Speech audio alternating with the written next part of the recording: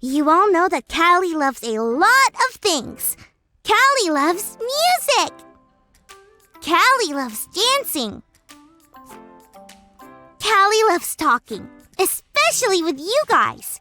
But you might not know that Calli loves animals. I've been begging my parents to take me to the zoo for weeks. I'm sure they will soon. But to get ready for that trip to the zoo, we have a very special guest today. You might remember her. She has been here before. It's Stacy. Hey, Calli. Hey, everyone. I found out that she loves... Are you ready for this? Animals! That's true. I do love animals. I want to be a veterinarian when I grow up. Cool. Wait, what's that? It's like a doctor for animals. Oh my goodness. That's amazing! A doctor for animals? I bet you have to know a lot about animals to be a veterinarian. Yeah, you do. Awesome! Well, I know you want to talk to us about a very special animal today. Is it a lion? Roar! Is it a monkey? Ooh, ooh, ooh, ooh. Is it an elephant? That's right, isn't it? It's an elephant. I knew you'd start with the coolest, biggest animal ever. Actually, I'm not going to talk about any of those animals. The animal I want to talk about today is... the salmon. The salmon? Like the fish my mom and dad serve for dinner on Salmon Sunday? That's them. Salmon are amazing animals. I've never seen a salmon at the zoo. What about a stingray? Or a shark? Salmon do something just as cool as any stingray or shark. When salmon are ready to lay eggs, they have to do it in a certain place. Their home, where they came from. They are so determined to get there that they swim upstream. Imagine that. The water's pushing against them, but they never give up. They even jump up waterfalls. That deserves a Calli triple butt take. What? Salmon jump up waterfalls? I didn't know they were such tough creatures. They really don't give up, do they? I need some time to rethink Salmon Sunday while we check out our Bible story for today.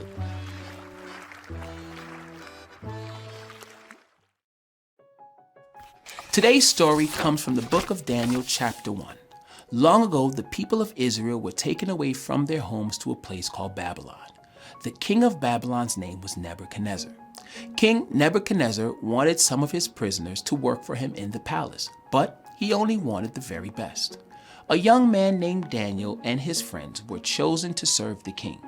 When you served the king, you had the chance to eat a little bit of what the king ate, which was the very best food in the kingdom. The problem was that the food in the palace was not the kind of food God's people ate. Daniel and his friends wanted to obey God, even though they were in a faraway land. So they had to make a really hard choice. Not eating what the king gave them could get Daniel and his friends in big trouble because no one around them really cared about God's rules. It would have been easy for Daniel to give up on obeying God and to simply eat what was given. But he didn't. Daniel refused to eat the food that he wasn't supposed to. He told the guards that he and his friends would only eat vegetables and water for 10 days. When they did, they were healthier and stronger than anyone else. Vegetables and waters are good for you, but they weren't the only reason Daniel and his friends stayed safe, healthy, and strong. It was because God was with them. Even though they were far away from home, they kept trusting God. They soon became King Nebuchadnezzar's favorite, even when things got hard. Daniel and his friends stood strong and said, "I won't give up. God is with me." I bet when Daniel and his friends were in Babylon, they felt a lot like salmon swimming upstream trying to get home. I mean, they really had to be tough to keep on obeying God and not give up even when everyone else was following the rules of the king of Babylon. They did have to be tough, but just like salmon, Daniel and his friends didn't give up. I guess the salmon was a perfect creature to share with us today. You really know your stuff about animals. Now I have a surprise for you. What's that? Well, I was thinking, I bet those salmon look pretty funny swimming upstream, don't they? Flopping around everywhere and everything? Yeah, I guess it's kind of funny. So I thought we could end our show today by doing the floppy salmon dance. Are you ready?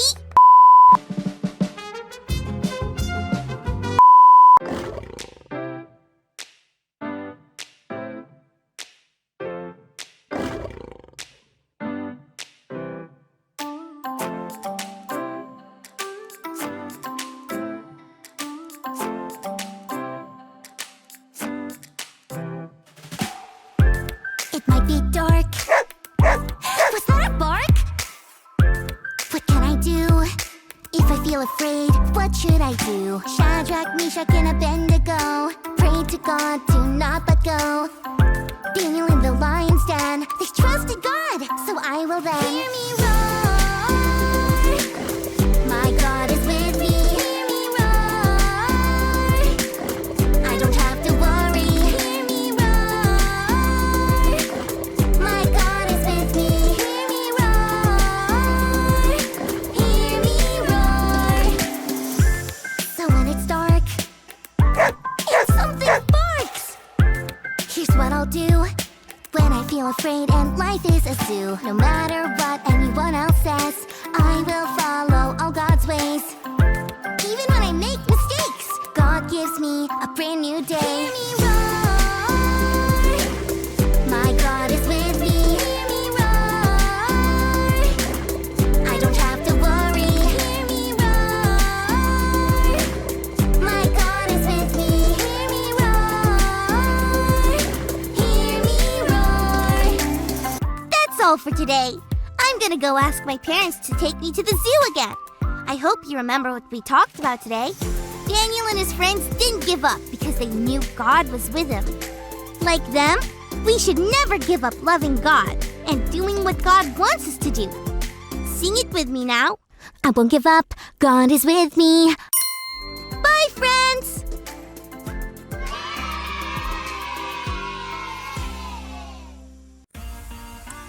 Imagine enjoying a delicious meal with your family and then all of a sudden being yoinked out of it to work for a king with a weird name. This is the story of Daniel, Hananiah, Mishael, and Azariah, who you might know better as Shadrach, Meshach, and Abednego. They were brought to Babylon to serve King Nebuchadnezzar. This guy. You know what? Let's just call him King Chad. They weren't treated poorly though. They got to eat some delicious royal food. But Daniel and his friends didn't even want to be associated with the royal food, so they asked to eat vegetables instead.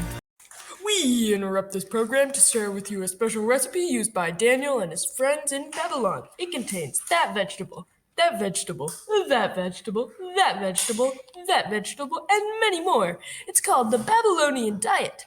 Some refer to it as the Daniel plan. Back to the story. The four friends decided to eat vegetables and vegetables only. There must have been a lot of temptation not to eat the royal food, but they didn't give up. And that's today's big idea. I won't give up. God is with me. Say it with me, Journey kids. I won't give up. God is with me. Because they didn't give up, Daniel and his friends were the strongest and hardest working of all the servants in Babylon. To these four men, God gave knowledge and understanding of all kinds of literature and learning. And Daniel could even understand visions and dreams of all kinds. So if you ever feel like giving up, remember how great the end result will be. And more importantly, never forget that God is always with you. Nebuchadnezzar. Guys, I did it! I did it! That's what happens when you don't give up!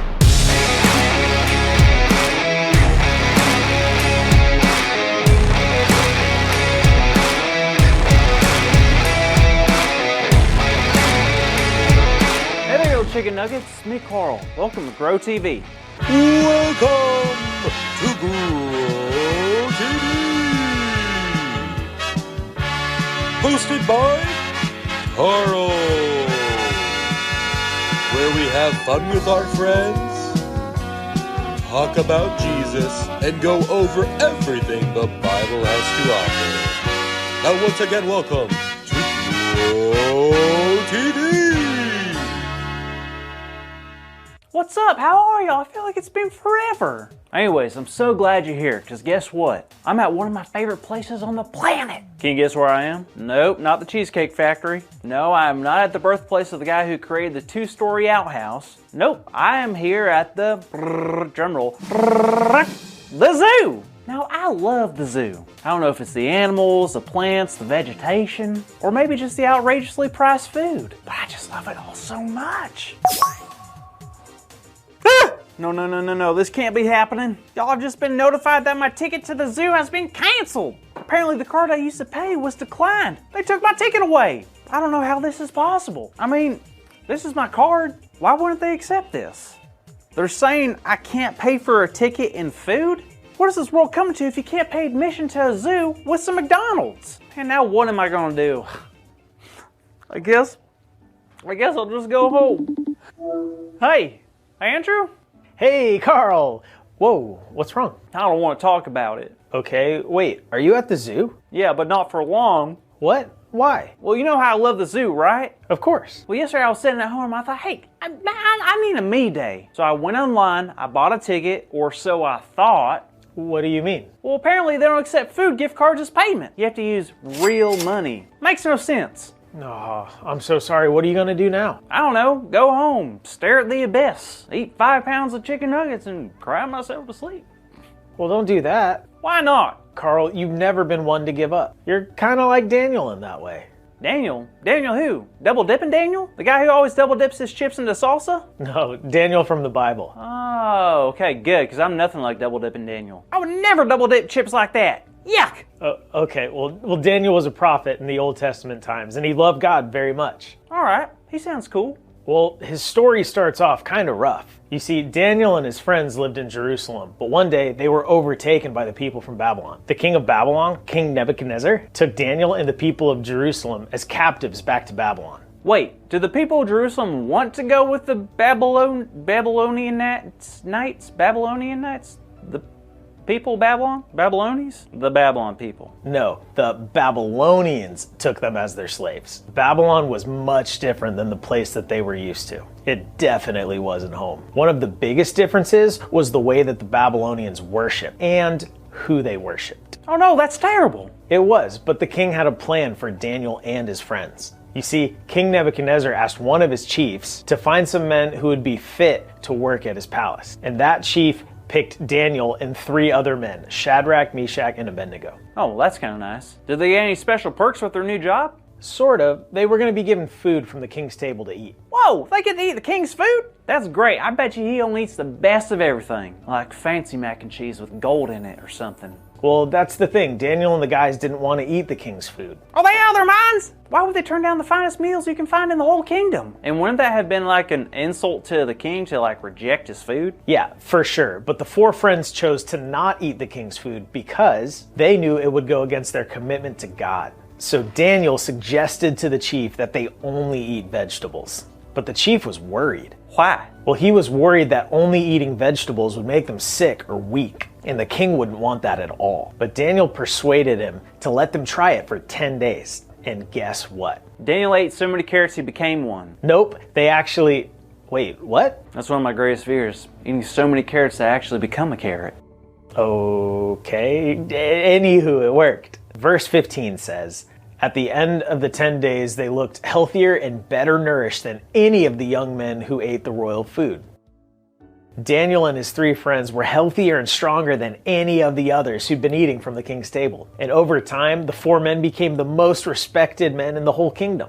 And Daniel even had the gift of interpreting people's dreams and visions. Wait, what does that mean? Means that God gave Daniel the ability to understand what certain dreams meant. If you keep reading the book of Daniel, you'll see all the different ways that that gift came in handy. Sounds like it. Well, now I'm just trying to figure out why you compared me to Daniel, because I don't know nothing about interpreting dreams. Well, you see, Daniel was taken away from almost everything that he'd ever known. He was taken away from his hometown and put into a new land with new rules. But Daniel knew one very important thing. Never eat yellow snow? No. But even though everything around him had changed and was new, Daniel understood that God was still the same. And even more than that, he knew that God was always going to be with him.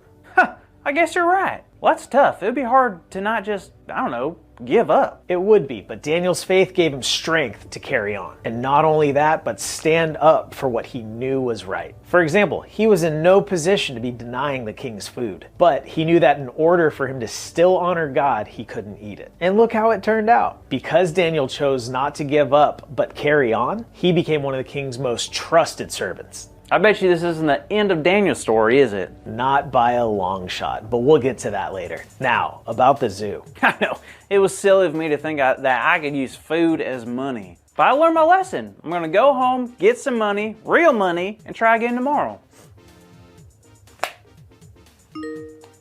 Andrew, you just sent me 20 bucks? Silly. I'll send it back. No, Carl, that's for you to get into the zoo. Wait, really? Carl, it's fine. I don't want you to give up today. And plus, there's nothing wrong with asking for help now and again. That's the sweetest thing in the world. Thank you. I will never forget this. Seriously, I will never forget what you just did for me. No problem. Happy to do it. Do what? The money for the zoo that I just... Just kidding. Thanks, Andrew.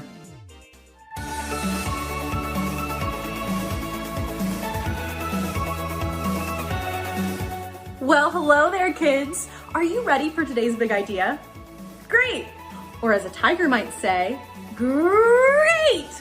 Sorry, that was funnier in my head. Anyways, today's big idea is, I won't give up. God is with me. So on the count of 3, I want us all to roar the big idea like a lion, okay? Are you ready? 1, 2, 3. I won't give up. God is with me. Perfect. Very believable roars. I even got scared a bit. Now kids, it looks like Carl is enjoying his time at the zoo. So make sure to tune in next week so we can see what kind of animals he runs into. See you later. Thank you for watching, and tune in next week for a new episode of TV.